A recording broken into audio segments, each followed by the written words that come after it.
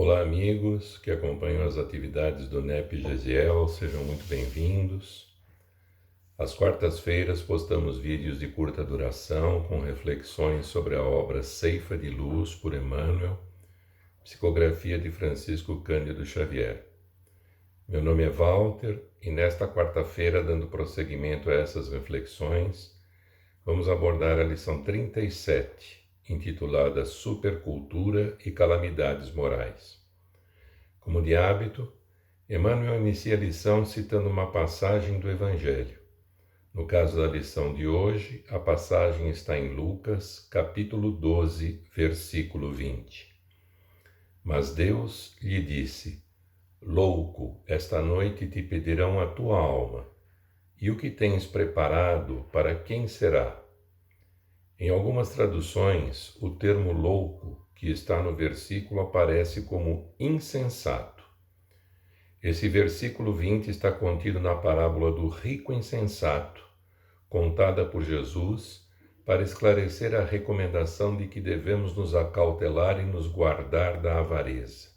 E por quê? Porque, como nos ensina Jesus no versículo 15, a nossa vida não consiste na abundância do que possuímos. E aí Jesus propõe a parábola, dizendo que a gleba de um homem tinha produzido com muita abundância e o homem estava preocupado, porque não tinha onde recolher os frutos produzidos. Pensava em derrubar os celeiros que tinha, edificar outros maiores, para recolher todos os frutos e seus bens, para poder dizer a si mesmo: tens muitos bens para muitos anos, descansa, come, bebe e folga. E é aí que no versículo 20 Deus lhe diz: Louco, esta noite te pedirão a tua alma, e o que tens preparado, para quem será? E no versículo 21 completa: Assim é aquele que para si ajunta tesouros e não é rico para com Deus. Sobre esses versículos e sobre essa parábola, há um comentário muito interessante trazido por William Barclay, que, analisando a passagem, fala sobre o lugar das posses materiais da vida. Barclay comenta que era muito comum que o povo da Palestina levasse suas disputas perante rabinos respeitáveis, mas Jesus se negava a opinar sobre assuntos de dinheiro. Porém, um dos pedidos lhe deu oportunidade para estabelecer qual deveria ser a atitude de seus seguidores para com os bens materiais. Jesus tinha algo a dizer aos que tinham bens em abundância. E aí, Jesus contou a parábola do rico insensato. E o que se destaca no homem nessa parábola? Ele nunca olhava além de si mesmo. Não há outra parábola que esteja tão cheia das palavras eu, meu e minha. Em suma, o homem estava concentrado em si mesmo. Esse era o seu universo, era o que ele conseguia enxergar em todas as direções. E quando esse homem teve uma superabundância de bens, o que não passou por sua memória foi a ideia de que podia dar, de que podia auxiliar o seu próximo.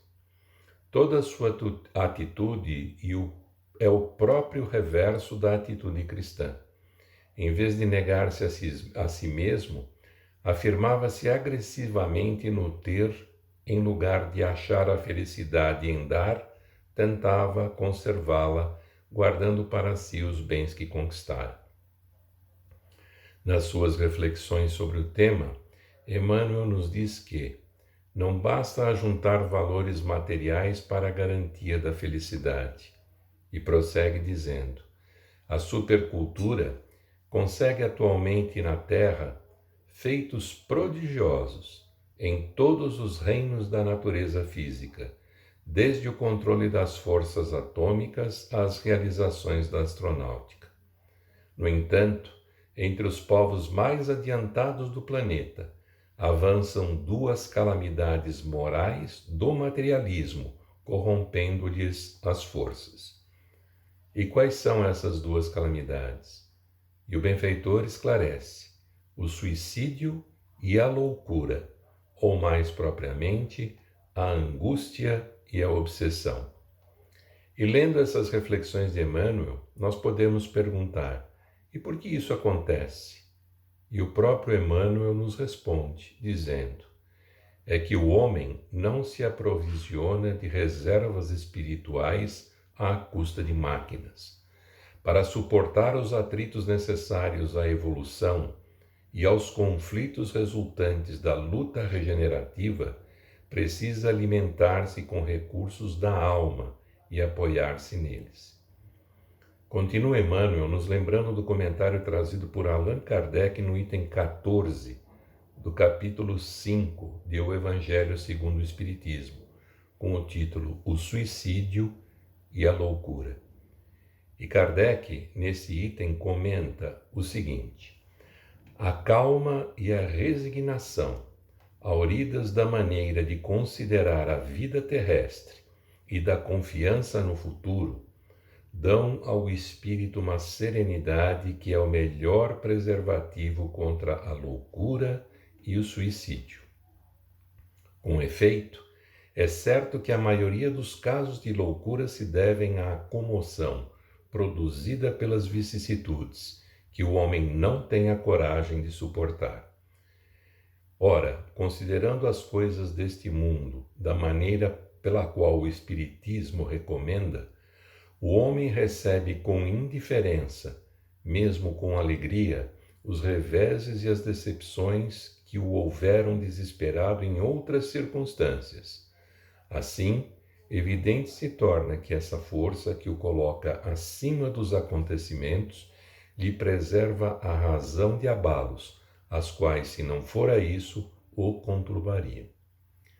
E aqui eu me lembro de uma pequena história sobre um homem de negócios bem-sucedido que um dia estava em seu escritório pensando em como investir sem riscos na bolsa de valores, quando apareceu na sua frente um ser misterioso que lhe disse: qual é o seu maior desejo? Ele pensou e disse: quero que você me traga um exemplar de um jornal datado daqui a 15 dias. Aquele ser estranho se retirou e logo voltou com o jornal datado de 15 dias no futuro e desapareceu. Então, o hábil financista, um tanto curioso, foi direto à página de cotação da bolsa para verificar o valor das ações. Viu as que iriam subir e as que iriam cair. Com isso, ele ficou sabendo em quais deveria aplicar e em quais não deveria aplicar os seus recursos. E assim pensou: fabuloso, dentro de 2 semanas eu serei muitas vezes mais bilionário. Então, curioso, começou a folhear as outras páginas do jornal, seção de política, seção de esportes, etc. Quando chegou à seção de necrologia, encontrou seu nome, acompanhado da seguinte nota: com pesar, noticiamos a morte do senhor fulano de tal, bem-sucedido homem de negócios, acometido de um infarto fulminante. Eu acho que essa pequena história retrata bem o ensinamento evangélico e a lição trazida por Emmanuel, que hoje analisamos. Nos ajuda a refletir: e se fosse conosco? Com 15 dias apenas de vida, quais seriam as nossas prioridades? Seriam as mesmas que temos hoje? Que alteração haveria em nossa hierarquia de valores? Querer mais dinheiro passaria a ser menos interessante para quem tivesse apenas 15 dias para viver? E nós podemos continuar nos indagando: quais são as prioridades da nossa vida? Porventura é ganhar dinheiro? Não há nenhum inconveniente em desejar possuir posses e riquezas. O perigo é que isso se torne a principal razão da nossa vida.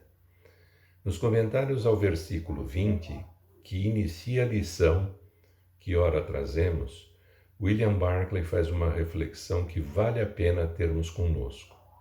Diz Barclay: os romanos tinham um provérbio que dizia que o dinheiro era como a água do mar.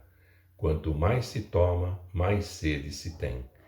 Enquanto a atitude do homem for a do rico insensato, seu desejo será o de obter sempre mais, e isso contraria a atitude cristã. Não olharmos além deste mundo, fazermos todos os nossos planos, tendo como base a vida neste mundo, é contribuirmos, como diz Emmanuel, para os nossos desequilíbrios físicos e mentais, sofrendo com as adversidades do caminho. Muita gente emprega todos os seus esforços a amontoar coisas que no final não duram. É preciso que trabalhemos pelas coisas que duram para sempre, coisas que não teremos que deixar quando abandonarmos esta terra, mas que poderemos levar conosco. E com isso terminamos essas reflexões trazendo o trecho final da lição 37, que ora analisamos, onde Emmanuel nos diz: Espíritas amigos, atendamos à caridade que suprime a penúria do corpo, mas não menosprezemos o socorro às necessidades da alma. Divulguemos a luz da doutrina espírita, auxiliemos o próximo a discernir e a pensar. Amigos, que esses ensinamentos trazidos por Jesus e por Emmanuel possam calar em nossos corações, que possam nos fazer refletir sobre o direcionamento que estamos dando ao nosso viver. O meu agradecimento a todos.